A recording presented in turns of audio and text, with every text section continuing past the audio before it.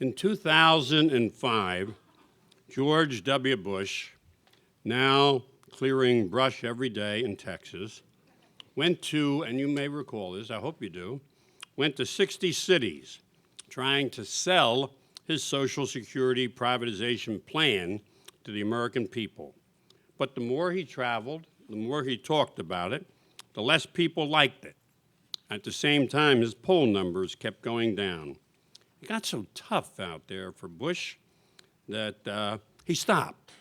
But we wanted him to go to all 60 cities. In fact, AFSCME even offered to pay his way to go. He never understood that Americans, they like Social Security. They count on it. That's why his plan was DOA, dead on arrival.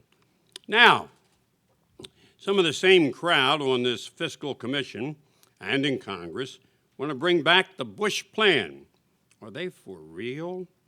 They're actually talking about privatizing again. Some of the Senate candidates, that poor woman from Nevada, they want to change the benefit formula.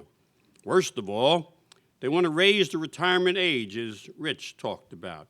Now, can you picture, if you would, just looking out this window, all the 70-year-old bricklayers, trash collectors, firefighters, nurses out there, 70 years old. And what kind of society do we want?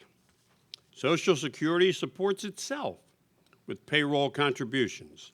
It has no borrowing power. It currently has, and some people would be surprised at this, a $2.6 trillion surplus. Doesn't add a penny to the so-called deficit. The real issue is all the money that was spent in the Bush years, the tax cuts for the rich, the two wars, the bank bailouts, none of it paid for. All the money borrowed, much of it from Social Security itself. The politicians who borrowed funds from Social Security now want to renegotiate the deal. Maybe they just don't want to pay it back. We're not going to let them get away with it. Here's my plan. It's a new reality TV show. It stars John Boehner, the Tan Man, Alan Simpson, Peter G. Peterson, Wall Street billionaire, and Erskine Bowles is in on it too.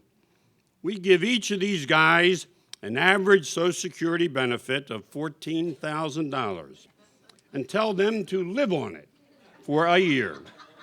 They won't get a COLA, but they'll still have to deduct $100 a month for Medicare Part B and pay $200 a month for Medigap insurance.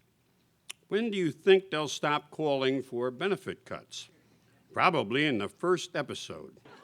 We have a message for the commission. Don't turn Social Security into the scapegoat for the deficit.